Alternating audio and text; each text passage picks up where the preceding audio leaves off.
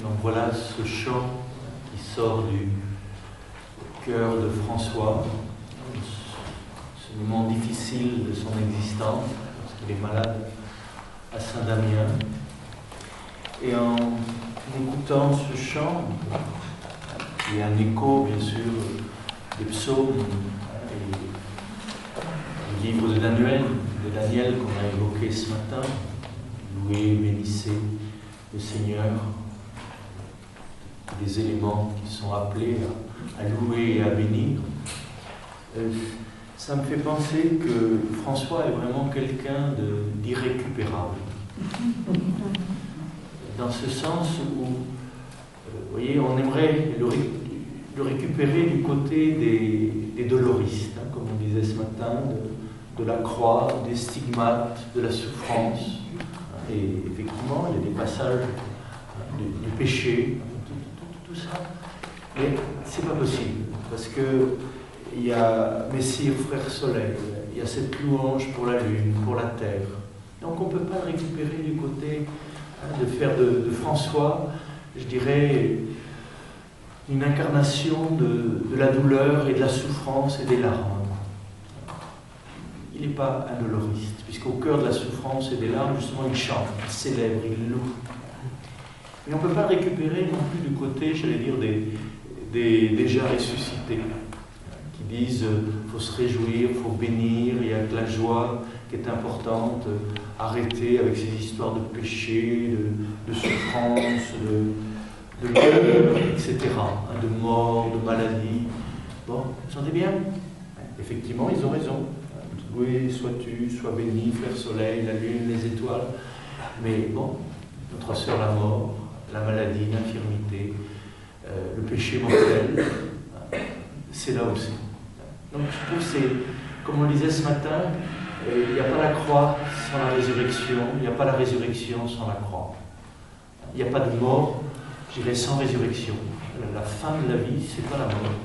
La mort est un unique passage vers une plus grande vie, comme le disait Thérèse. Je ne meurs pas, j'entre dans la vie. Il y a une plus haute vie, une plus vaste vie que cette vie mortelle. Et en même temps, cette vaste vie, cette grande vie, c'est dans la vie mortelle qu'on a la vie. C'est au cœur de nos épreuves. La résurrection, je dirais, c'est dès cette vie qu'on peut déjà s'y ouvrir, s'ouvrir à ce non-temps. Bon. François, donc, je dirais, c'est l'homme le plus joyeux qui soit, et il est toujours en larmes. C'est l'homme qui pleure le plus et est toujours en train de rire. Vous sentez bien, on ne peut pas le récupérer. Et il y a quelque chose en nous qui, vous sentez bien, qui rit et qui pleure à la fois. Ça me fait penser aussi à Charles de Foucault, qui est quelqu'un de très proche. C'est bien qu'on ait une petite sœur de Foucault qui soit là. Elle pourrait nous en parler.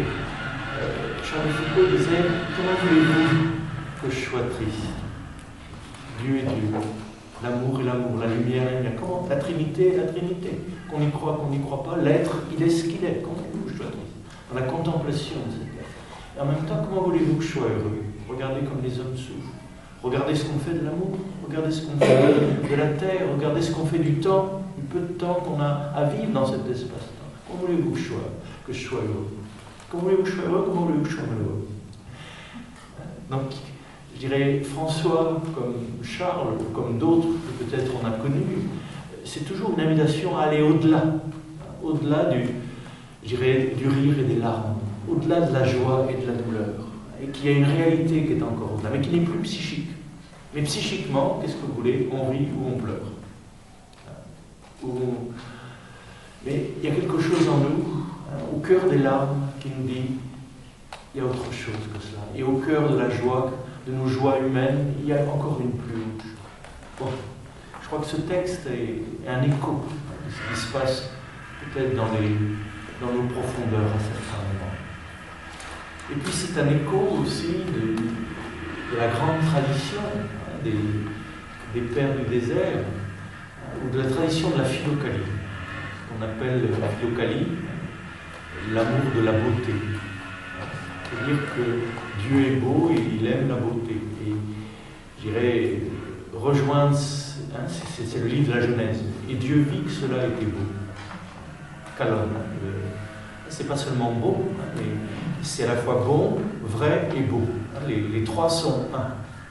La beauté, la vérité et la beauté sont un. Il n'y a pas de beauté sans bonté. Autrement, c'est une beauté du diable, dangereuse. Mais il n'y a pas de bonté non plus, de vraie bonté sans beauté. Autrement, c'est une bonté, je dirais, triste. Et il n'y a pas de bonté et de vérité sans vérité. Autrement, c'est une illusion, c'est illusoire. Donc les trois sont un, la beauté, la vérité et la bonté. Et cela, on peut, je dirais, entrer dans le réel, dans l'infini réel, que par la célébration. Là, ça rejoint peut-être un philosophe contemporain qui, à la fin de sa vie, disait « Penser, véritablement, c'est remercier. Denken, danken. Denken, penser, danken, remercier. Il s'agit de passer d'une pensée, je dirais, qui pense, qui analyse, à une pensée qui remercie, qui célèbre. Parce qu'il y a des choses qu'on ne peut comprendre que si d'abord on les remercie. Je crois qu'on ne peut pas comprendre certaines personnes si on ne les remercie pas d'abord d'être ce qu'elles sont. Remercier quelque chose ou quelqu'un, c'est d'abord l'accepter et c'est l'accueillir. C'est plus que l'acceptation, c'est l'accueil. Remercier, danken. C'est cette forme de pensée qui est la pensée même de la philokalie, qui est l'accomplissement de la pensée. Penser, c'est remercier. Mais vous me direz, quand on est malade, est-ce qu'il faut remercier? Là aussi, je crois que si on est capable de remercier ce qui nous arrive, l'épreuve qui nous arrive, dans le même mouvement, on est capable de traverser ce qui nous arrive. Comme ça, il y a des choses qu'on ne comprend que si on les remercie. Et, j'allais dire, on accueille quelquefois de l'incompréhensible. Et c'est un peu comme ça que va commencer d'ailleurs le cantique des créatures. Et donc, c'est intéressant de replacer ce cantique dans cette grande tradition de la philokalie, où l'important, c'est la louange. L'important, c'est de bénir. Benedicere, de dire une bonne parole sûre. Bénissez, ne maudissez pas. Bénir sa maladie, bénir son épreuve, mais bénir le soleil, bénir la terre. C'est ce qui est demandé à Abraham. Vous vous rappelez, non? Parce que dans tous nos voyages, on relit cette parole. L'éclaira, va vers toi-même, et puis sois une bénédiction. Sois une bénédiction. C'est ce qui est demandé à Abraham, c'est ce qui est demandé aux pèlerins, c'est ce qui est demandé à tous les êtres, d'être une bénédiction, béni. Ce qui t'arrive, dis une bonne parole. Parce que c'est peut-être la seule façon de ne pas être objet des choses. Si tu maudis, si tu maldires, maudire c'est dire du mal. Si tu dis du mal de ta maladie, tu t'enfonds dans ta maladie. Si tu dis du mal de quelqu'un, tu deviens dépendant de cette personne. Je dirais, la bénédiction est un chemin de liberté, un chemin de libération. Bénissez, ne maudissez pas. Dites du bien. Et c'est pas être béni, oui, c'est pas dire tout le monde il est beau, tout le monde il est gentil, mais c'est être capable de dire oui à ce qui est, d'accueillir ce qui est. Benedicere, être des êtres de bénédiction. Et François, bon, c'est quelqu'un justement qui ne dit jamais du mal. C'est pour ça que les Fioretti ont été un livre, je dirais, tellement rafraîchissant pour des générations, parce que c'est un livre dans lequel on dit du mal de personne. Même pas de l'Église, même pas du pape, même pas des cardinaux. À la différence des Vaudois, de tous les prédicateurs qui vivaient la pauvreté au temps de François. Il faut savoir qu'on est à une époque de révolte contre les institutions qui vivent dans l'opulence et tout ça. Et il y a des sermons d'une terrible amertume chez certains de ces prédicateurs. Et ce qu'on ne trouve pas chez François. Il ne maudit pas. Je dirais, il a le cœur délivré de la malédiction. Il dira, si j'ai un cœur, c'est pour bénir, c'est pour remercier. Et c'est pas en insultant quelqu'un qu'on convertit. Même avec les brigands. Nous, on en reparlera demain, à ce lieu justement de Portioncule, cette petite église originelle qui abritait la communauté, qui est abritée par cette grande église. Il y a tout un tas d'histoires un peu merveilleuses, où un des frères va maltraiter un brigand. Et François le reprend, en disant, si tu crois que c'est en maltraitant, en lui disant que c'est un brigand, en le jugeant comme ça que tu vas le changer, non, on va retrouver ton frère brigand. Et c'est toujours ce mot qui revient. Il s'agit de, comme le Petit Prince, le mot, c'est apprivoise, apprivoise-moi, avec le renard. Et là, François, c'est plutôt fraternise-moi. Enfin, il y a quelque chose comme ça. C'est-à-dire devenir frère, fraterniser avec ce qui nous fait peur. Je dirais ne pas avoir peur d'avoir peur. Et entrer en fraternité avec non seulement les éléments, mais aussi avec la maladie et avec la mort. Puisqu'il faut lire le texte jusqu'au bout. Donc, d'abord, la première célébration, le premier remerciement, la première louange, c'est très haut. Très haut, tout-puissant, bon Seigneur. À toi, vers toi, pour toi, sont les louanges. C'est-à-dire, François, je dirais comme Moïse, comme on l'évoquait l'autre jour, se tourne vers ce qui est transcendant, vers ce qu'on ne peut pas saisir. Là, on pourrait dire qu'il bénit ce qui lui échappe, puisqu'il le précise bien, nul homme n'est capable de te nommer. Il y a une réalité qu'on ne peut pas saisir, qu'on ne peut pas comprendre. Ce que je peux comprendre en ce moment, peut-être, c'est la vie qui me traverse, le souffle qui me traverse. Mais d'où vient cette vie en ce moment? D'où vient la conscience? C'est quand même étrange. Je fais du bruit avec ma bouche, et pour certains, ça fait presque du sens. Ça veut presque dire quelque chose. Comment c'est possible ça? Comment un bruit, un son, ça fait du sens? D'où ça vient? D'où ça vient cette intelligence qu'on partage? Cette compréhension qu'on partage? D'où ça vient cette vie qu'on respire ensemble en ce moment? Donc on peut expliquer un certain nombre de phénomènes, de manifestations, mais la source, l'origine, le principe, d'où est-ce que vient notre souffle? D'où est-ce que viennent nos pensées? D'où est-ce que viennent nos amours? D'où vient notre patience? Donc, loué sois-tu pour ce que je ne comprends pas. Loué sois-tu pour ce qui m'échappe, ce qui n'est pas, je dirais, entrer dans ma petite coquille de noix. Vous vous souvenez de ce petit garçon que rencontre Saint-Augustin sur une plage, qui veut mettre l'océan dans un petit trou, et qui lui dit, mon pauvre petit, l'océan est grand et ton petit trou est petit. Et le petit garçon le regarde et lui dit, bah toi, un grand savant, un grand théologien, tu veux mettre la Sainte Trinité dans ton petit trou, dans ta petite coquille de noix. Donc, Saint-Augustin a compris que ce petit garçon était un ange. Parce que les anges sont beaucoup plus humbles que les hommes, parce qu'ils sont beaucoup plus intelligents. Et ça, c'est, encore une fois, l'humilité, c'est une question d'intelligence. C'est-à-dire, plus on est intelligent, c'est-à-dire plus on découvre à quel point Dieu est Dieu, qu'il est au-delà de tout ce qu'on peut en connaître, plus on devient humble. Encore une fois, l'humilité, ça a quelque chose à voir avec la contemplation, avec cette intelligence supérieure, qui est la dimension séraphique de François. Cette dimension angélique qu'il y a chez lui. Et c'est pas pour rien si le séraphin le transperce. Il y a une dimension, une contemplation, une intelligence angélique. Et là, il est plus intelligent que l'intelligence des théologiens et des savants de son époque.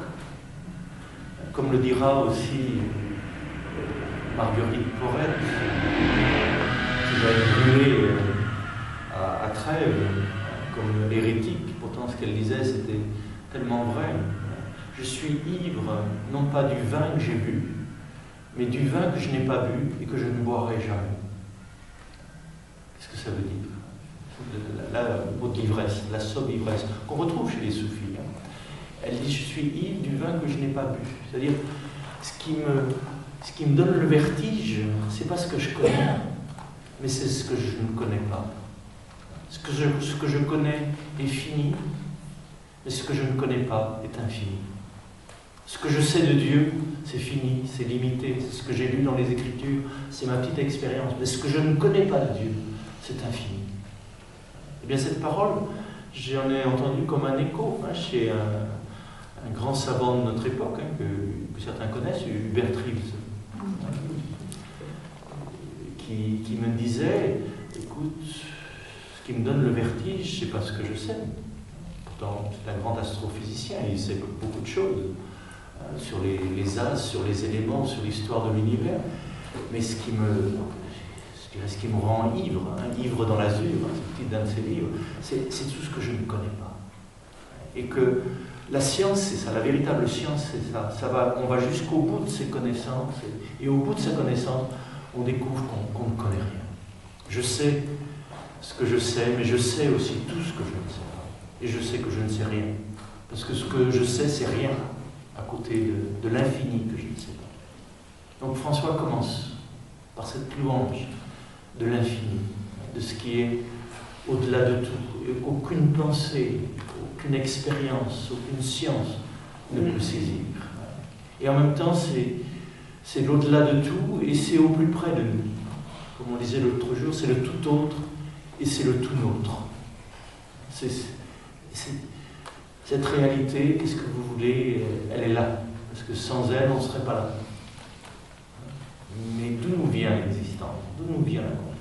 Bon, là, il y a quelque chose qui nous échappe. Et on loue. On commence par louer, par bénir, je dirais, cet infini. À toi la louange est due. À toi la louange et l'adoration conviennent.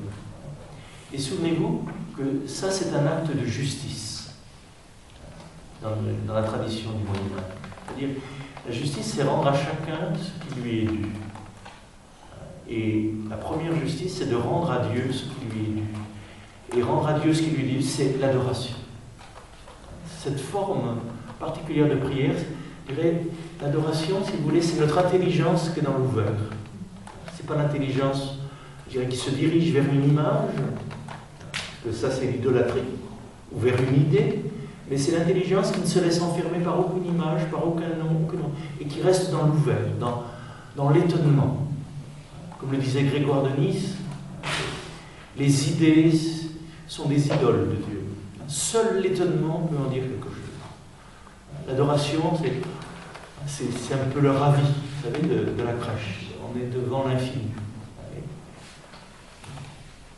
Bon, loué sois-tu, mon Seigneur. Et cette adoration, dans le cœur de François, rejoint, je dirais, l'adoration de toutes les créatures. C'est-à-dire qu'à ce moment-là, François, si vous voulez, c'est vraiment le chantre de tout l'univers.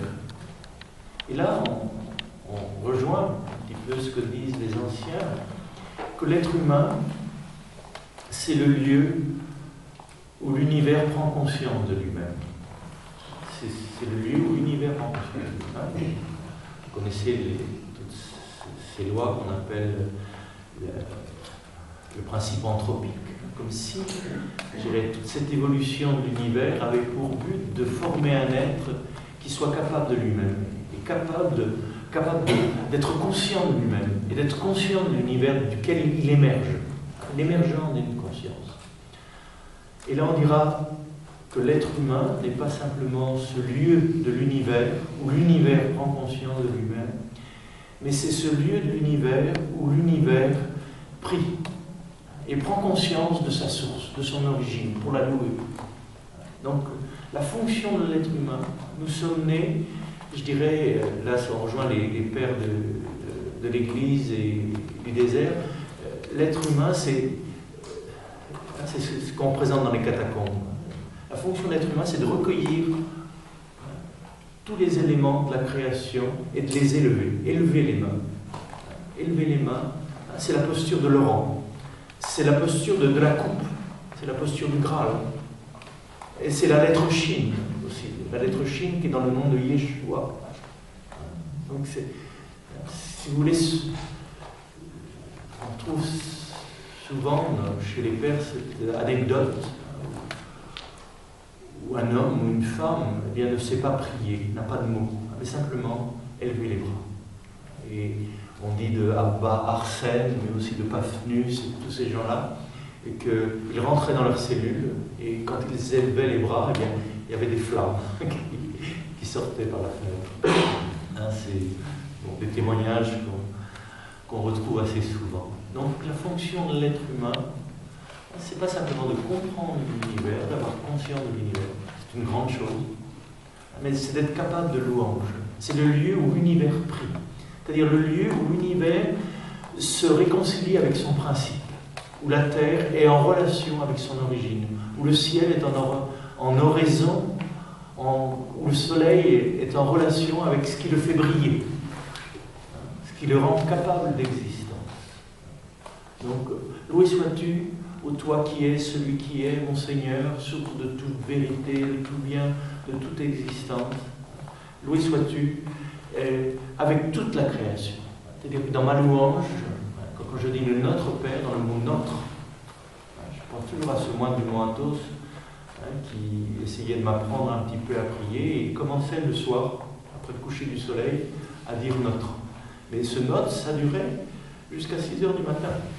Parce qu'il disait, pour dire Notre, il faut que j'accueille en moi, non seulement, je dirais, tous mes amis, tous mes frères, toutes mes sœurs, toute ma famille, tout mon pays. Il faut que j'accueille aussi en moi, je dirais, tous les gens des autres religions, des autres églises. Pour un moine du Mont Athos, c'est quelque chose. Pour un orthodoxe, il y a que les orthodoxes de vrai. Donc pas pour lui. Je crois qu'à un certain niveau, comme le disait Maître Eckhart, les murs qui séparent les églises et les religions ne vont pas jusque-là, à un niveau de profondeur aussi. Donc, c'est toutes les églises, c'est toutes les religions. Et pas seulement toutes les églises, toutes les religions, mais c'est aussi tous les incrédules, tous ceux qui cherchent, tous ceux qui refusent. C'est aussi, on a le même père, on a la même origine. Qu'est-ce que vous voulez? Qu'on y croit, qu'on n'y croit pas, on respire. Le même souffle, la même énergie nous fait exister. Donc dans ce note, il y a tout ça. Et puis il disait, je peux évidemment pas oublier nos frères les animaux. Alors là, il avait un inventaire fantastique, il avait un bestiaire fantastique. Il me parlait d'animaux que je connaissais même pas. Parce que tous étaient là. Après les animaux, c'était les plantes. Puis c'était les 4 éléments, c'était tout ça. C'était, je dirais, on retrouve vraiment la prière de Saint François. Donc quand on dit Notre Père, c'est ça qui est bien, qu'on soit dans notre cellule, qu'on soit sur notre chambre d'hôpital, quand on dit Notre Père, on est avec toute la création. On est avec tout l'univers. Et on est avec ceux qu'on aime et qu'on n'aime pas. Notre Père, notre source, notre origine. Et à ce moment-là, le lien se refait. Le lien se refait avec la source. Et peut-être que le monde subsiste grâce à la prière de quelques-uns qui font le lien, qui font le pont entre le créé et l'incréé de la source. Donc, loué sois-tu, mon Seigneur, en communion avec toutes tes créatures. Et spécialement avec Messire, le frère Soleil. Messire, le frère Soleil, qui est le jour, par lui tu nous illumines. Il est beau et rayonne en toute sa splendeur. Notez bien cet émerveillement devant le soleil. On l'a vu cet après-midi, quand le soleil n'est pas là, il fait pas chaud. Sans soleil, je dirais, il n'y a rien. On comprend ceux qui ont adoré le soleil, non pas en tant que soleil, mais en tant que source de vie, en tant que manifestation de la source de vie. Et là, c'est magnifique. Oui, il est beau et rayonne en toute sa splendeur, de toi le très haut, il est signe et révélation. C'est-à-dire que le soleil est la révélation de l'être qui nous donne la vie. Sans soleil, il n'y a pas de vie, il n'y a pas de vivant, il n'y a pas de lumière, il n'y a rien. Donc c'est à travers le soleil, par le soleil. Alors c'est là qu'il y a un petit problème de traduction. Et que là, je peux vous épargner les 108 pages qui précèdent pour essayer d'expliquer un petit mot, Père. Parce qu'on l'avait entendu avec notre ami qui chantait le cantique en italien, Loué sois-tu, mon Seigneur, Père Soraluna, Père, Père. Ce mot Père en italien ou en vieil italien, certains traduisent par pour et certains traduisent par. Et je crois que c'est les deux. Je crois que c'est les deux. La vieille langue voulait sans doute dire les deux, c'est-à-dire loué sois-tu, béni sois-tu à travers toute la création, à travers tous les éléments qui nous transmettent ta bénédiction, et loué sois-tu à travers eux.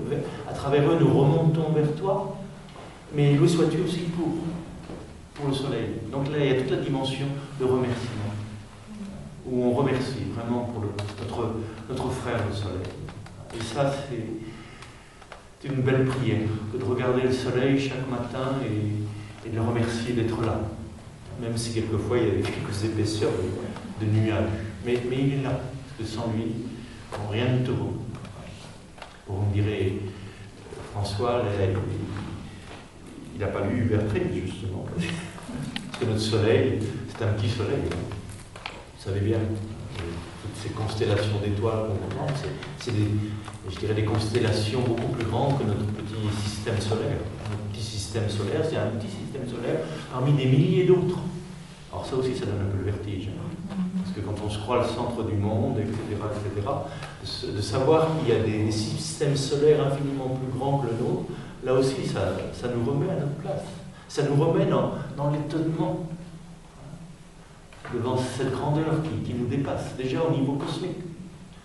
D'où ça vient, tout ça? Qu'est-ce qui fait qu'il y a quelque chose plutôt que rien? Qu'est-ce qui fait que les étoiles ne tombent pas sur la tête? On redevient gaulois à un certain moment d'étonnement. Et peut-être commencer par remercier pour le jour qu'il fait. Vous vous souvenez que le mot Dieu, dies, c'est le même mot que le mot jour. Quand je dis Dieu, je parle du jour. Et le jour, c'est ce qu'on ne voit pas. On peut mourir sans avoir vu le jour. Et pourtant, on est dedans. La lumière, ça ne se voit pas. C'est ce qui nous permet de voir. Dieu, on ne le voit pas. C'est ce qui nous permet d'être, d'exister. C'est la lumière qui nous permet. Ce n'est pas la conscience d'un objet particulier, mais c'est la conscience elle-même qui nous rend capable de conscience pour toute chose. Donc, loué sois-tu d'abord pour Messire Soleil, pour la lumière, pour le jour, pour la clarté.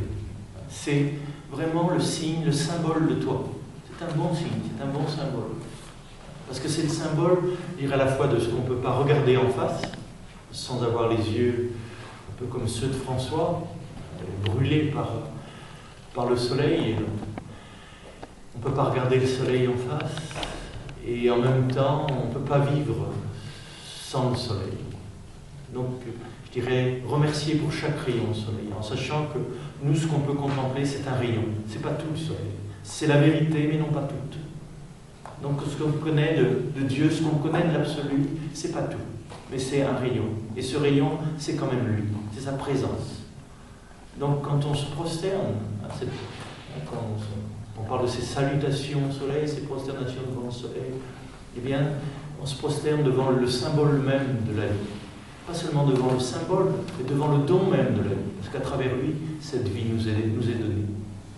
Comme on le disait l'autre jour, là, François n'est pas panthéiste, mais il est panenthéiste. Il reconnaît la présence de Dieu dans toute chose. Et d'abord, dans le Messire Soleil, de qui dépend, je dirais, notre vie, notre existence. Parce que sans soleil, la terre ne fleurira pas. Où sois-tu, mon Seigneur? Et puis, il continue pour notre sœur la Lune et les étoiles. Notre sœur la Lune, notre frère le Soleil, toujours cette fraternité. Nos sœurs les étoiles. Bon, il faudra qu'on aille se promener la nuit et regarder fraternellement les étoiles. C'est autre chose que de les regarder scientifiquement. Ça n'empêche pas la science. On peut être un frère très savant et les observer, tout ça, mais vous sentez bien, notre frère le soleil, notre sœur la lune, notre sœur l'étoile, c'est entrer en relation. Et ça, c'est le sens même, vous savez, du livre de la Genèse, où Dieu demande à l'homme de nommer les choses, de les nommer. Et pour nous, nommer une chose, c'est l'étiqueter. C'est pas du tout ça. Étiqueter les choses, c'est les définir, donc les enfermer dans une définition. Mais les nommer, c'est autre chose. Les nommer, c'est les appeler. C'est entrer en relation avec. Parler à notre frère soleil, c'est parler au soleil. Et d'ailleurs, vous remarquez, si vous parlez un petit peu au soleil, tout à l'heure, il y a quelqu'un qui l'a fait, à parler au soleil, et au moment même où on lui parle, les nuages s'écartent. Vous savez, on a eu le droit à un petit rayon, au moment où on renonçait à avoir froid. Je ne sais pas si vous vous rappelez. Donc, je dirais, il y a une communion avec le soleil, il y a une communion avec la lune, il y a une communion avec les étoiles. Et ce champ des sphères, ce champ des étoiles, c'est pas du baratin, c'est pas de l'ésotérisme un peu sulfureux. Non, c'est une communion. Une communion. Et quand Saint Jean de la Croix parle de la nuit obscure, c'est une nuit étoilée. Et je dirais, ces étoiles sont comme des témoins du jour qu'il fait, pour toujours. C'est des témoins d'un autre jour qui brille à travers la nuit. Et c'est un autre jour, c'est une autre clarté. Donc, loué sois-tu pour notre sœur les étoiles. Ces étoiles que non seulement j'étudie, que j'explique, que je définis, mais ces étoiles avec lesquelles j'entre en relation, avec lesquelles je parle. Et il y a une amitié, il y a une fraternité. Et on le disait ce matin, il y a dans notre corps des vieilles étoiles. Il y a en nous des souvenirs du Big Bang. Ça, c'est pas de la poésie, c'est pas de la mystique, c'est de la physique. Dans notre corps, il y a l'histoire de l'univers. Il y a l'histoire de l'univers. C'est physique. Nous ne sommes pas séparés du reste de l'univers. Ce sont des choses qu'on découvre de plus en plus. C'est pour ça que toutes les bêtises que l'on fait, il faut savoir que ça a des conséquences sur la Terre, sur l'état de l'univers, sur l'état de la planète. Et que, bon, non seulement on est responsable de la planète, mais on en fait partie. Donc tout ce qu'on fait, je dirais, ça l'altère, ça la bénit ou ça la détruit. Et de la même façon, nous, on peut être influencé. Bon, vous sentez bien comment on change d'humeur quand il fait beau, et quand on a froid. Donc on en fait vraiment partie. Et comment garder cette fraternité, cette relation, cette intimité avec les éléments qui nous habitent, qui nous traversent. Et là, François nous dit en remerciant. Il y a des étoiles dans le ciel, bénis ces étoiles, remercie-les. Et si tu les remercies, elles vont te parler. Tu vas les comprendre. Parce que tu les accueilles à travers ta louange. Et elles vont te parler de quoi? Comme les anges, elles vont te parler de leur créateur. Elles vont te parler de leur origine. Elles vont parler de la lumière d'où elles viennent. Si nous savions ce que les étoiles peuvent nous dire de Dieu, ou ce que le soleil peut nous dire de Dieu, c'est quand même beaucoup plus intéressant que ce qu'on lit dans les livres. C'est ça que disait François. Il disait à ses frères, ne vous encombrez pas trop de livres. C'est pas qu'il n'aimait pas les livres, mais il faut d'abord apprendre à lire dans les étoiles, apprendre à lire dans le soleil. Et ce qui est écrit dans le texte sacré, dans la Bible elle-même, je dirais, c'est ce qui est écrit dans les étoiles, c'est ce qui est écrit c'est ce qui est écrit dans le livre de la création. Souvenez-vous, chez les thérapeutes d'Alexandrie, il y avait 3 grands livres à étudier. Le livre de la création, le livre de l'univers, le livre des Écritures et le livre du cœur. Donc, que ce soit dans le livre de la création, dans le livre des Écritures et dans le livre du cœur, c'est la même parole qui est dite. C'est la même parole, c'est le même logos, c'est la même information qui est acquise. Et parce qu'on ne comprend plus la mousse. Le chant des oiseaux, à part quelques drôles d'esprit, on ne comprend plus le langage des oiseaux, le langage des vents. On ne comprend plus ce que le vent a à nous dire. On ne comprend plus la lune, les étoiles, le soleil. Et on a besoin donc des paroles humaines. Donc on passe du livre de la nature au livre des Écritures. Mais le livre des Écritures comme le livre de la nature, qu'est-ce qu'ils nous disent? C'est qu'il y a un être qui fait être toute chose et que cet être nous aime. et qui nous attend quelque part, et qu'il attend qu'on le reconnaisse, qu'on le chante, qu'on le célèbre, qu'on le remercie. Ça c'est écrit dans l'amour, c'est écrit dans le rocher, c'est écrit dans les étoiles, et c'est écrit dans les Écritures.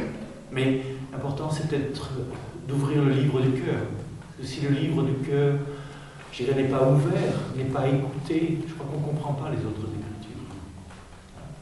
Mais sentez bien, il y a des moments où il y a une harmonie entre le livre de la nature, le livre des Écritures et le livre du cœur. Ça, c'est des moments de connaissance, de vraie connaissance. Là, on entend le logos, on entend l'information créatrice, qui nous parle à travers le soleil, la lune, les étoiles, et notre frère vent. Loué sois-tu, mon Seigneur, par notre frère vent, et pour notre frère vent.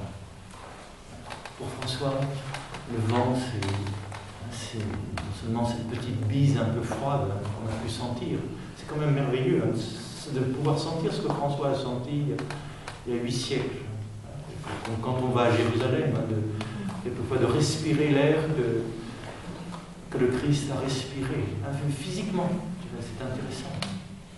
Mais le vent, pour François, bien sûr, évoquait les évangiles.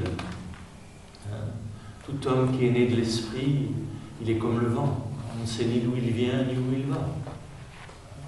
On ne sait ni d'où il vient. Et être né de l'esprit, c'est on ne sait pas d'où on vient, on ne sait pas où on va. D'où nous vient la vie et où va la vie. Et vous sentez bien que le vent, frère vent, c'est notre frère souffle. Si on écoutait ce que notre souffle dit, d'où vient l'inspire et où va l'expire? Si nous savions d'où vient notre inspire et où va notre expire, la mort n'a plus rien à nous apprendre. Nous savons déjà où nous allons bientôt. Nous allons où nous venons. Nous allons là d'où nous vient le souffle, là d'où nous vient la vie. Et nous allons là où va la vie. Et ça, c'est le secret, je dirais, de ce silence qui est entre l'expire et l'inspire. Ce moment de non-mental, ce moment de pur silence. Donc, écoute le vent. Écoute le vent. Loue, bénis ce souffle. Et ça, je dirais, si vous avez été malade, si vous êtes un peu asthmatique et tout ça, vous vous en souvenez, de respirer, la grâce de respirer. Quand on accompagne quelqu'un, vous savez, ces moments d'apnée, notre vie ne tient qu'à un souffle. Notre vie, c'est du vent. Notre vie ne tient qu'à un souffle. D'où vient ce souffle et où va ce souffle? Et louez, bénissez notre frère vent, notre frère souffle, qui nous traverse, qui nous communique la vie et qui emmène notre vie vers une vie plus grande, la vie d'où il vient. Frère souffle, frère vent, loué sois-tu, béni sois-tu pour l'air que nous respirons, l'espace, cet espace. Encore une fois, le ciel, c'est pas ce qui est au-dessus de nos têtes. Le ciel, c'est ce qui nous enveloppe. C'est l'espace qui nous enveloppe. Le ciel, il est sur la terre. Le ciel, ça commence ici. C'est l'espace. C'est l'espace. Le ciel est à nos pieds. On est dans le ciel. On est sur la terre, dans le ciel. Et puis, il y a ce ciel intérieur. Cet espace intérieur. En même temps, ceux qui pratiquent la méditation, en Orient ou en Occident, comme le dit Milarepa, ce ciel pur, ce ciel d'un bleu, enfin ce lieu, je dirais cette conscience bleue. On connaît tous notre matière grise, mais on ne sait pas qu'au cœur de la matière grise, il y a de la conscience bleue. Au cœur de notre matière grise, de notre cerveau, il y a de l'espace, il y a de l'être, il y a de l'infini, il y a de l'infini, il y a de la conscience. Et il y a des moments, je ne sais pas si ça vous est arrivé, on entre dans une conscience bleue. On est au ciel. Il y a de l'espace, ça s'ouvre. Bon, vous sentez bien, on ne peut pas en parler de ces choses-là. C'est au-delà des mots. Mais je pense qu'on a tous été visités, vous savez, dans des moments de tranquillité, des moments. Souvenez-vous, quand vous vous allongez sur la plage, dans l'herbe, et que vous regardez le ciel. C'est un très bel exercice de méditation, d'avoir les yeux grands ouverts, regardez le ciel, jusqu'à ce moment où on devient le ciel. Encore une fois, on devient ce qu'on regarde. Donc c'est important de regarder le ciel. Et combien de prisonniers m'ont dit que leur survie venait d'un petit bout de lucarne, et que ce petit coin de ciel, c'était, je dirais, les renvoyer à ce lieu d'eux-mêmes qui ne pouvaient pas être emprisonnés. C'est ce lieu de liberté, cet espace infini. Donc loué sois-tu, béni sois-tu pour l'air, pour le ciel, à l'extérieur et à l'intérieur. Le vent à l'extérieur et à l'intérieur. Le soleil à l'extérieur et le soleil à l'intérieur. Toutes ces dimensions qui sont comme le macrocosme et le microcosme sont en reflet. Loué sois-tu, mon Seigneur, pour notre sœur Lo. Pour notre sœur Lo. Aussi, aujourd'hui, c'est plus important que jamais. C'est le grand problème de notre terre. Bientôt, l'eau coûtera plus cher que le pétrole. Elle sera plus précieuse que le pétrole. Et parce que sans eau, on ne peut pas vivre. Bon, ceux qui reviennent du désert le savent. Il y en a quelques-uns parmi nous qui se sont un petit peu écartés du camp et qui savent bien que quand on a juste un petit peu d'eau, par un soleil de plomb, justement, c'est pour ça que le soleil et l'eau, il faut les tenir ensemble. Parce que le soleil sans l'eau, et c'est dans ces moments-là qu'on se rend compte qu'on n'est que de l'eau. Et ça, encore une fois, c'est de la physique.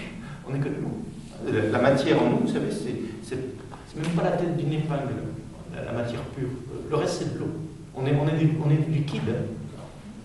D'où l'importance de l'eau, le respect de l'eau. Donc là, c'est pour ça que François est vraiment, je dirais, quelqu'un qui est important pour ceux qui ont ce souci écologique au niveau de notre planète. C'est quelqu'un qui sait la valeur de l'eau, le goût de l'eau, la saveur de l'eau, mais la nécessité, et que nous sommes nous-mêmes de l'eau. Notre frère, le corps, c'est notre sœur l'eau. Savoir reconnaître, savoir se reconnaître dans sa dimension liquide. Mais nous sommes de l'eau, mais nous sommes aussi de la terre. Et là, on retrouve cette expression magnifique. Enfin, là, on voit la poésie de notre sœur, terre, notre mère. À la fois sœur et mère, notre mère, la terre. Et que là, François est clair. Elle nous entretient, elle nous donne tout. Elle gouverne tout. Encore une fois, notre corps, c'est de la terre, c'est de l'eau et c'est du souffle. Nous sommes composés des trois. Et s'il manque un seul élément, on n'est plus vivant. Donc l'importance de la terre pour François, c'est l'importance de coucher sur la terre, de toucher la terre. D'avoir les pieds nus, c'est pas simplement, je dirais, de l'ascèse, c'est aussi de l'amour. Vous sentez bien que c'est des expériences qu'on a tous faites, de marcher les pieds nus. Et la pauvreté, c'est la nudité.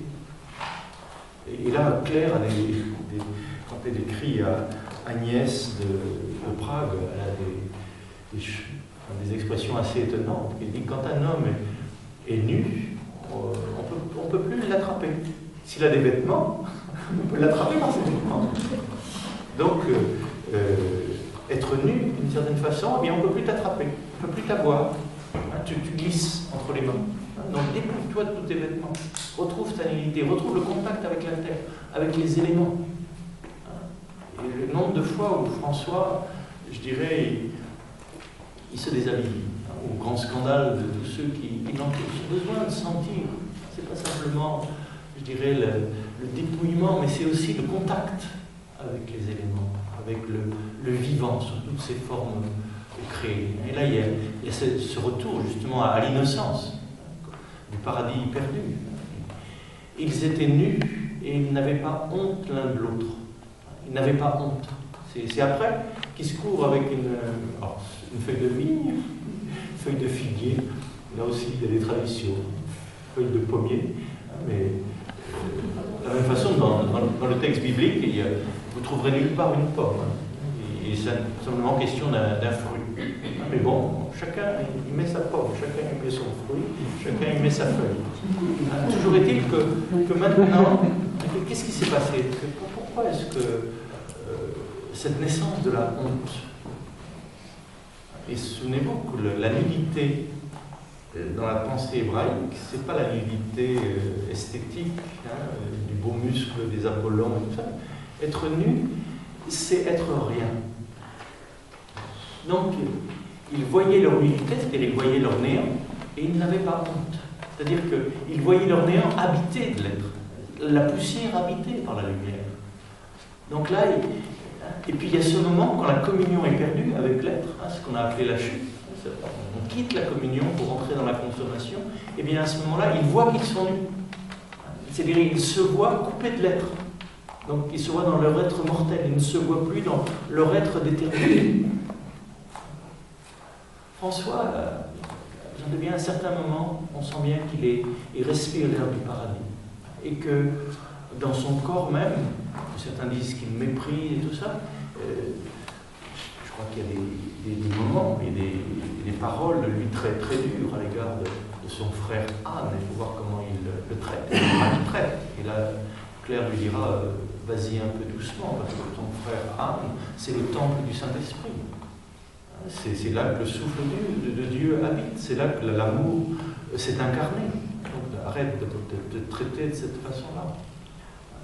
Mais il y a chez lui ce besoin de faire l'expérience, je dirais, de son humus, de sa terre.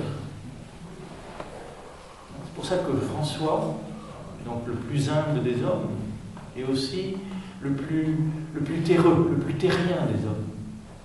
Souvenez-vous que le mot Adam, Adama, ça veut dire la terre glaise.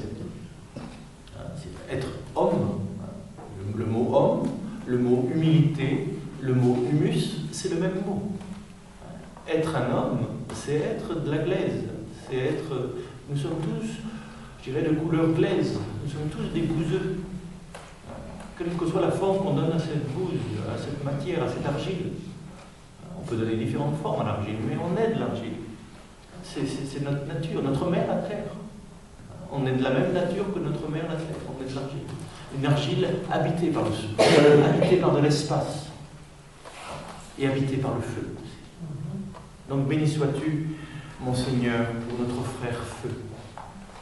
Et le feu a quelque chose à voir chez François avec cette ardeur de l'amour.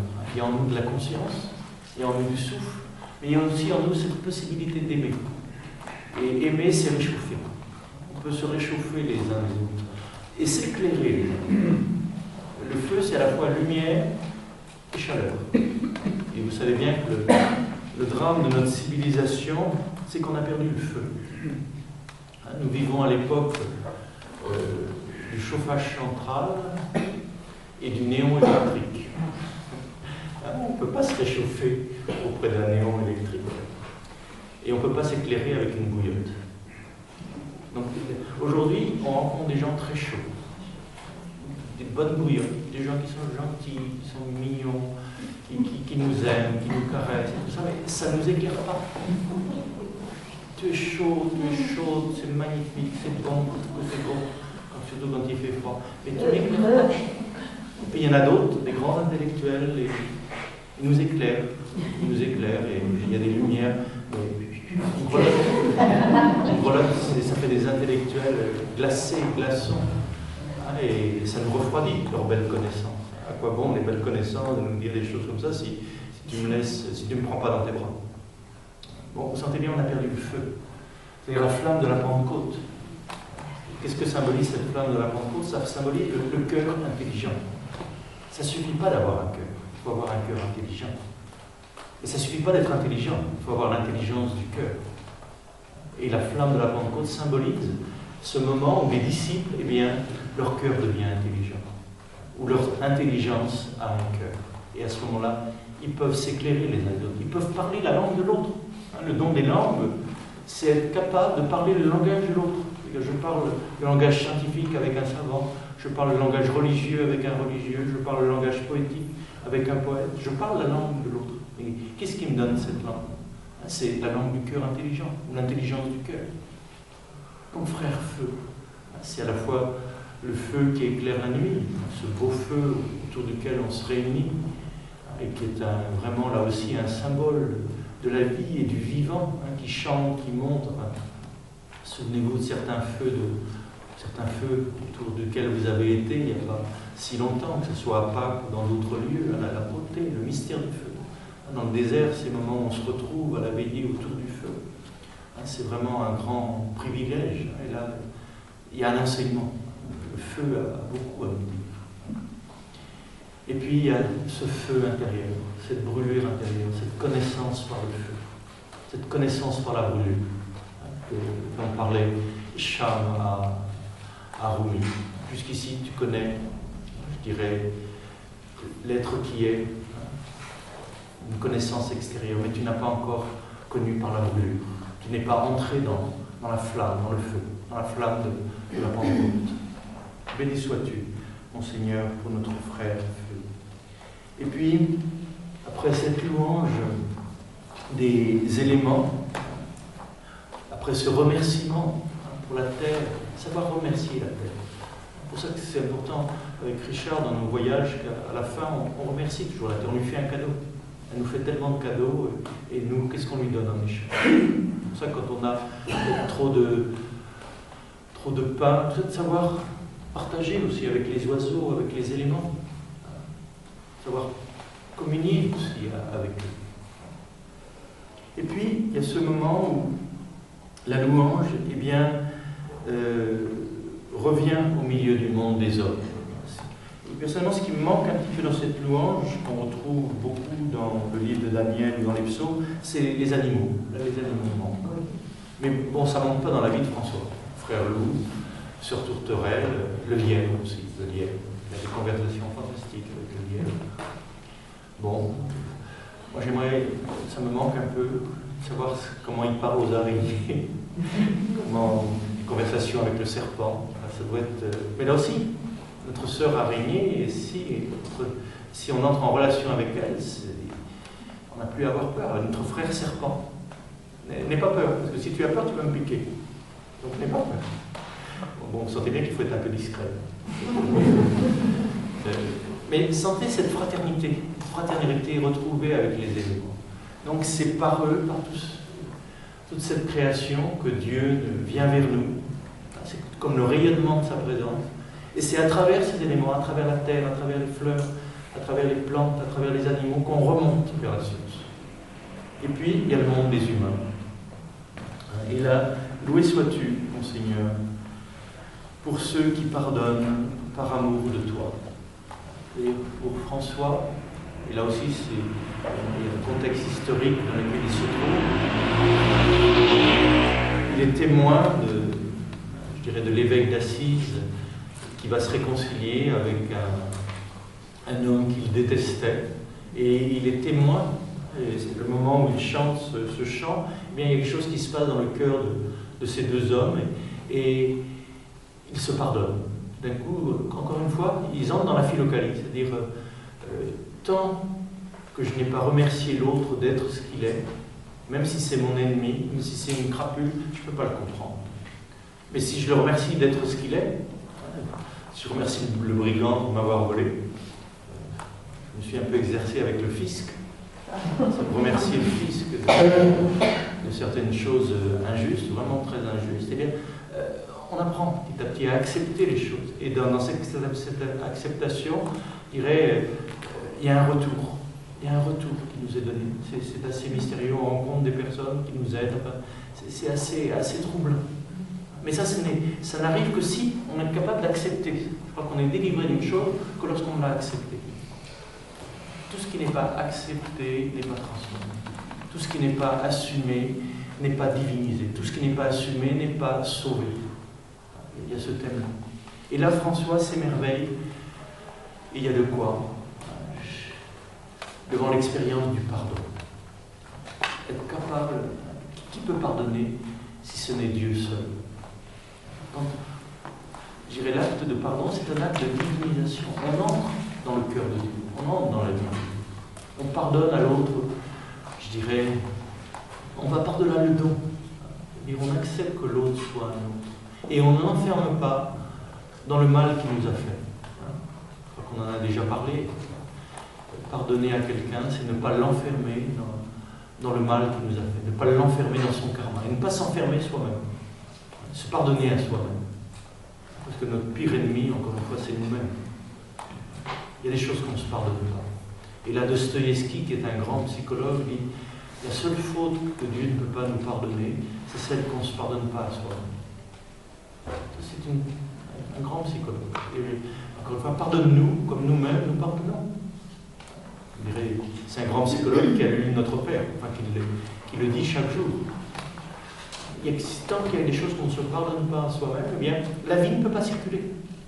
Encore une fois, le pardon, c'est bon non seulement pour l'autre, mais l'autre n'en veut quelquefois pas de notre pardon. Là aussi, ça nous est tous arrivé. On va vers l'autre avec bienveillance, on lui dit je ne t'en veux pas ou je te pardonne, parce que je te comprends, enfin, tout un tas de choses qu'on peut dire ou penser, ou simplement éprouver, et que l'autre n'en veut pas. Et que le pardon, c'est bon pour l'autre aussi de l'accueil, mais c'est surtout bon pour nous. Tant qu'on n'a pas pardonné certaines choses, je dirais il y a quelque chose qui est bloqué. C'est pour ça que le pardon, c'est la plus grande des thérapies.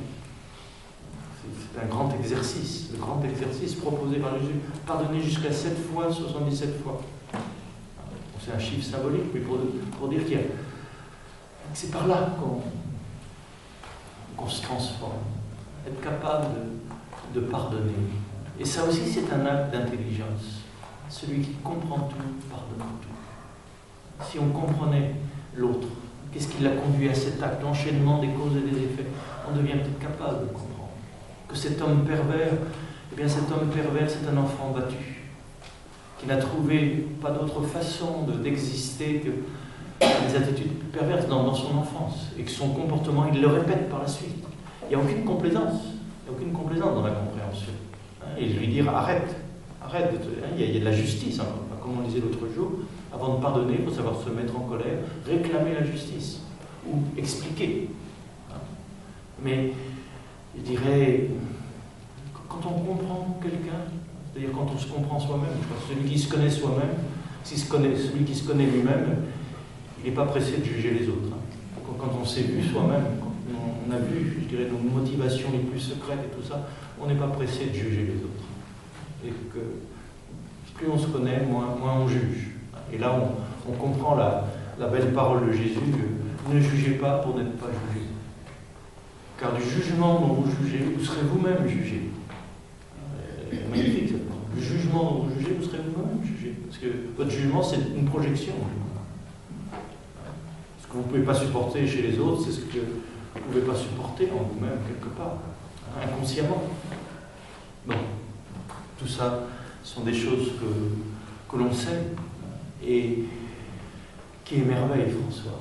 Qu'on soit capable de pardonner, c'est-à-dire capable de se dépasser soi-même, capable de ne pas s'enfermer dans nos histoires, dans nos vieilles histoires, dans nos petites histoires. Et ça suffit, il y a un moment, ça suffit. Et on continue de vivre, et on avance. Tu m'as fait du mal, tu m'as empoisonné la vie, mais tu ne m'empêcheras pas de vivre, tu ne m'empêcheras pas d'aimer, tu ne m'empêcheras pas d'aller plus loin. J'ai fait du mal, c'est ce qu'on disait à propos de David, rappelez-vous.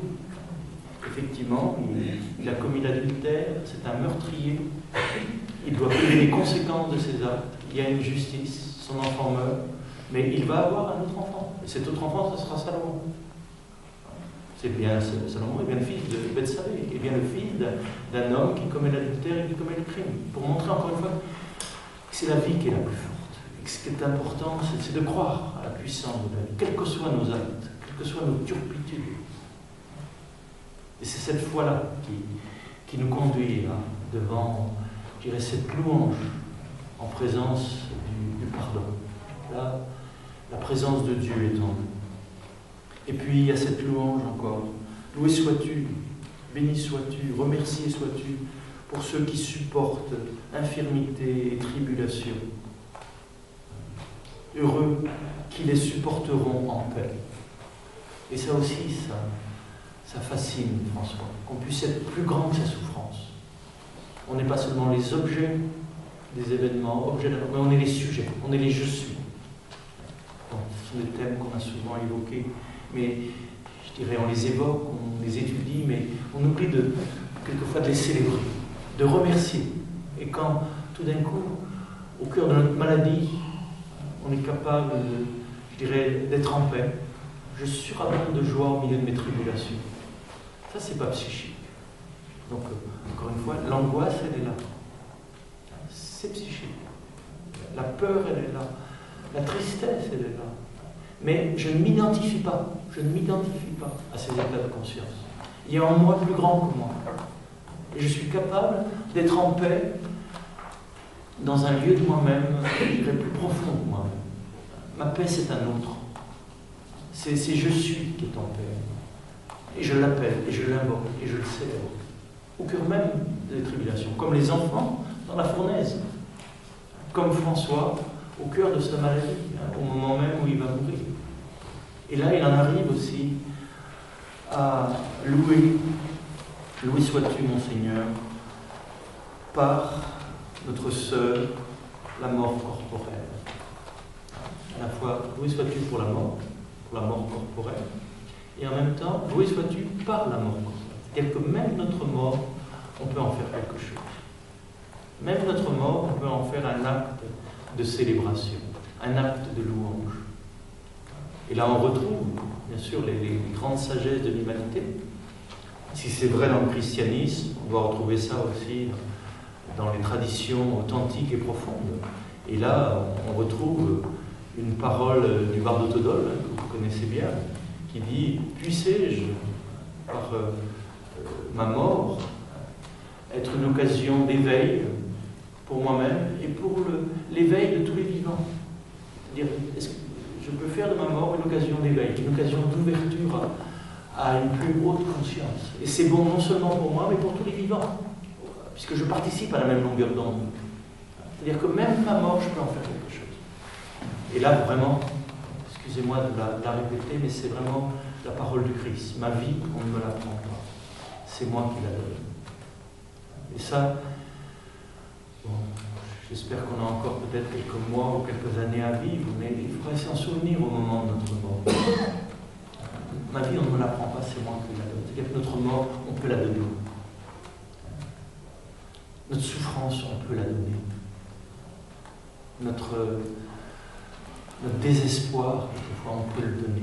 Ne pas le garder. Ne pas le garder pour soi. Il s'agit de l'offrir. S'offrir pour moins souffrir. Et que notre mort peut être une mort donnée. Et si on donne sa mort, on est plus grand qu'elle. C'est le signe qu'il y a en nous une conscience qui est plus grande que la mort dont on a conscience. De la même façon, la conscience de souffrir, c'est être plus grande que la souffrance qu'on a. Donc, loué sois-tu pour notre mort corporelle, à laquelle on n'échappe pas. C'est-à-dire que, je dirais que tous, on fera cette expérience. Et on peut se révolter, on peut avoir peur, on peut se rétracter.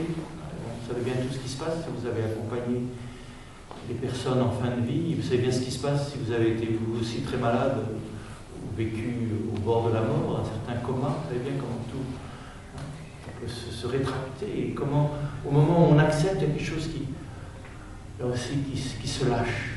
Et quelquefois, vous savez bien, le visage de quelqu'un au moment de sa mort, il retrouve, certains disent, il retrouve sa tête de jeune fille, ou de jeune homme.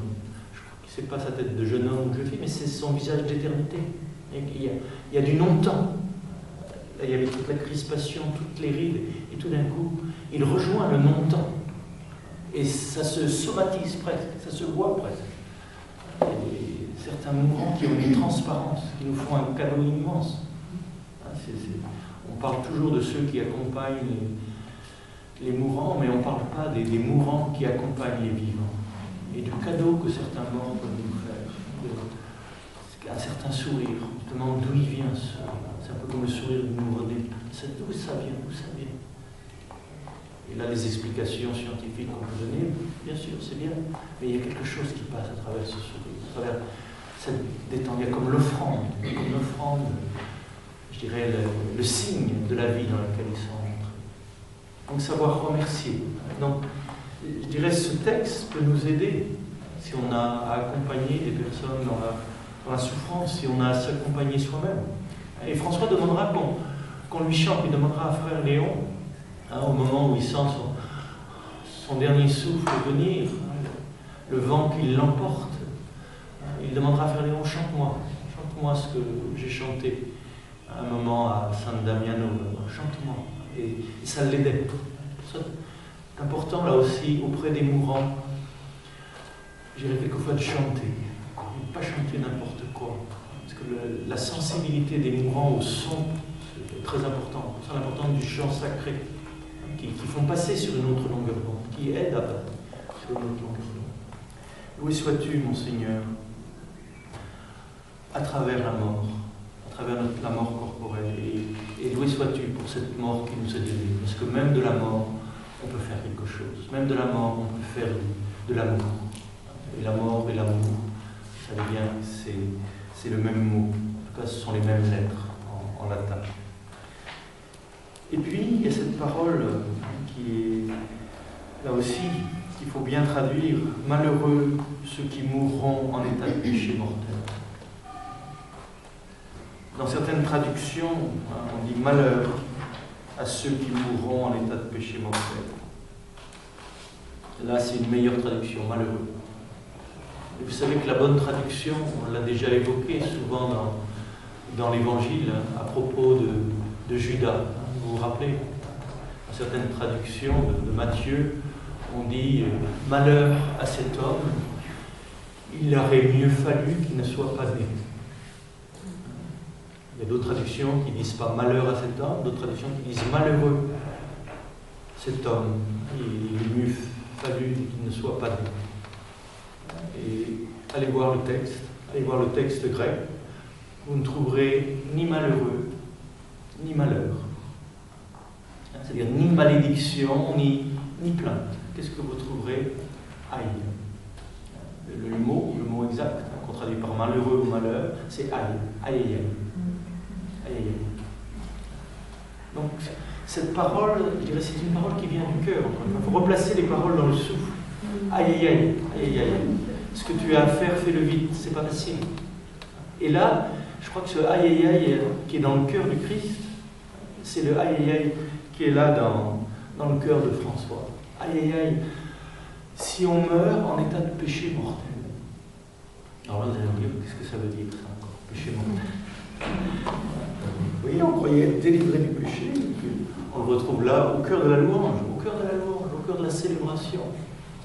Péché mortel, bon, qu'est-ce que ça veut dire? Si c'est mortel, c'est-à-dire, c'est le refus de la vie. C'est la fermeture à l'amour. C'est ce que, dans Saint Jean, on appelle le péché contre l'esprit.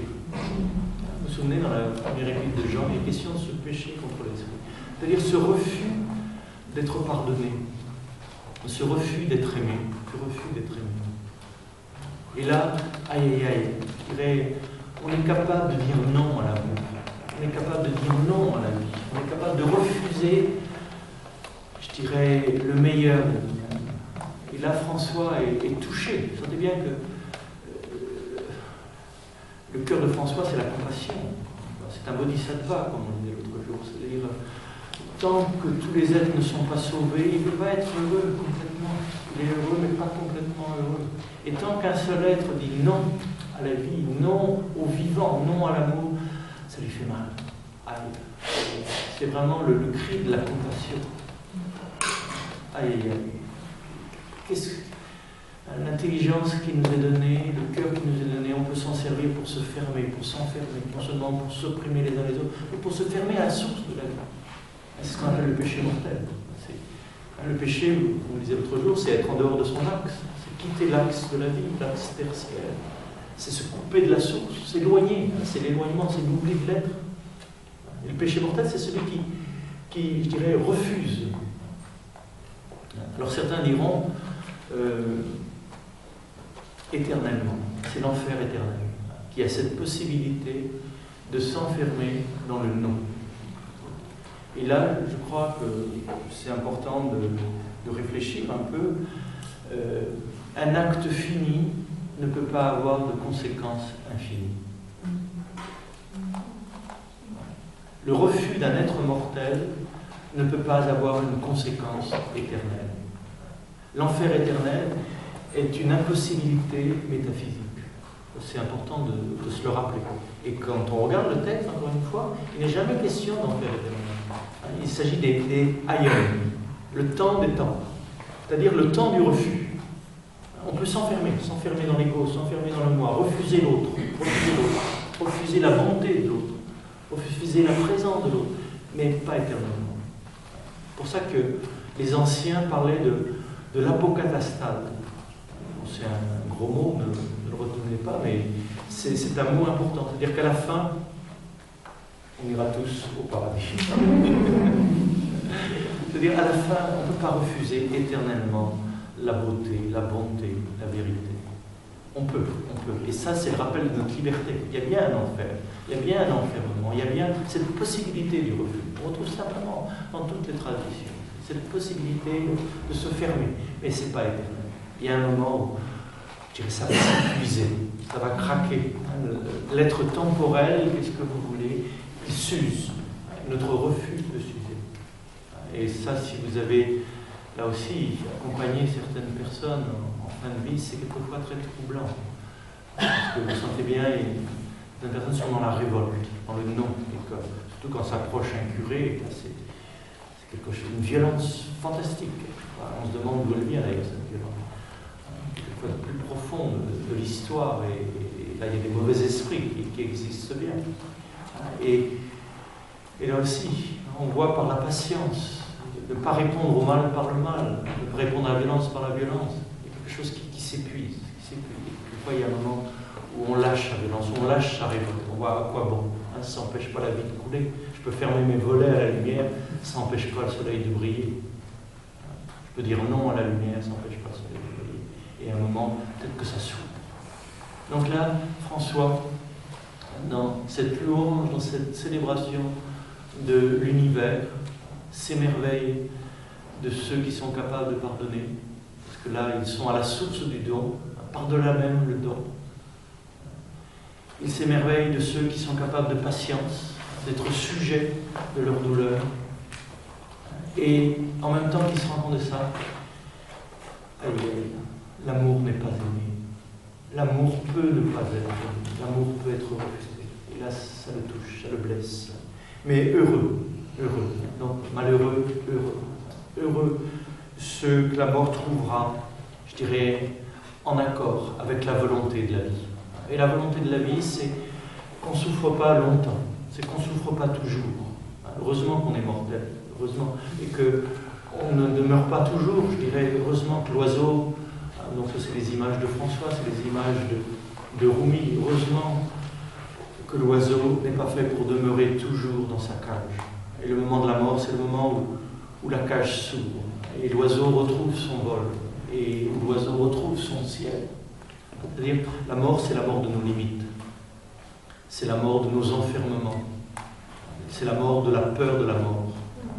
Mourir, c'est perdre nos limites, c'est perdre notre... Et ça fait peur, l'entrée dans l'infini. Mais c'est aussi la libération de notre être fini, qui rejoint l'infini. Et là, il est dit que ceux qui sont trouvés dans cet accord, qui disent oui à l'infini, qui disent oui au ciel, qui disent oui à l'espace, qui disent oui à la liberté, eh bien, ils n'ont rien à craindre de la seconde mort. La seconde mort ne leur fera aucun mal. Qu'est-ce que c'est que cette seconde mort? Là, ça renvoie au livre de l'Apocalypse. Donc il y a la première mort, qui est la mort corporelle. La mort corporelle, qu'est-ce que c'est? C'est l'information qui nous habite qui se retire. Et cette information qui se retire de la matière, des atomes qui nous constituent, eh bien, elle subsiste dans ces mondes intermédiaires qu'on a évoqués.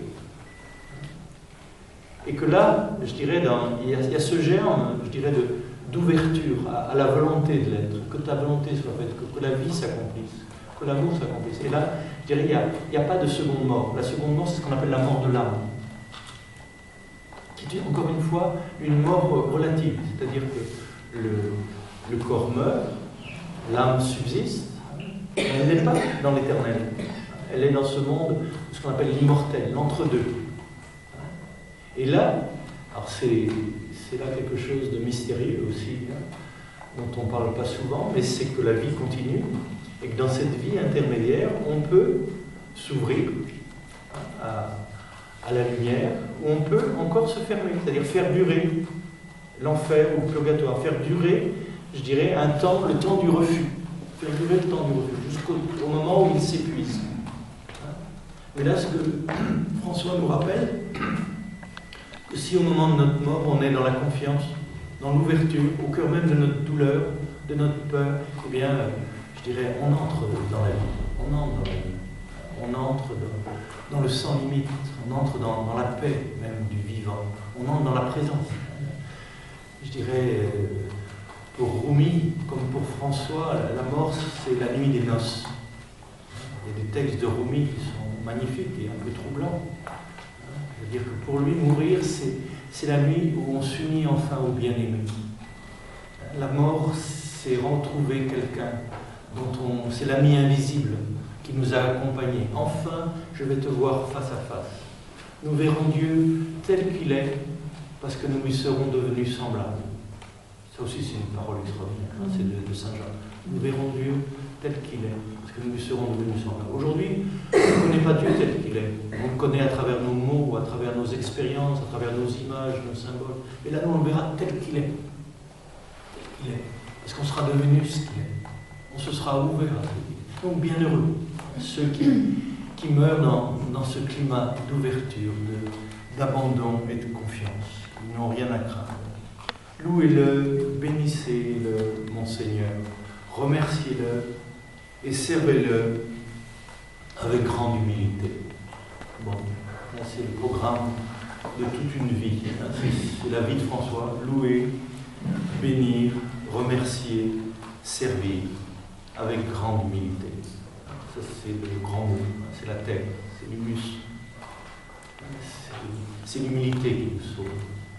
C'est pour ça que François insiste tellement là-dessus. La seule chose qu'il y a à craindre, c'est l'inflation, c'est de se prendre pour ce qu'on n'est pas. Mais accepter qu'on est de l'humus, qu'on est de la terre, et que cette terre peut fleurir. Fleurir en louange, fleurir en remerciement, en bénédiction. Que cette terre est capable de remercier la source de son existence. Ça, c'est, je dirais, la belle vie. Donc louez-le, bénissez-le, mon Seigneur, celui qui fait être tout ce qui est. Remerciez-le, servez-le, servir la terre, servir notre frère la terre, notre sœur la terre, notre mère la terre, servir le soleil, servir les aimants, servir notre frère lépreux, notre sœur Claire, je dirais, avec grande humilité. C'est là la source même de notre liberté et de notre paix. Donc un grand texte qu'il ne s'agit pas seulement d'écouter, de chanter, de célébrer, de vivre finalement. C'est comme l'Évangile. Je dirais l'Évangile, c'est intéressant pour ceux qui le vivent. Voilà.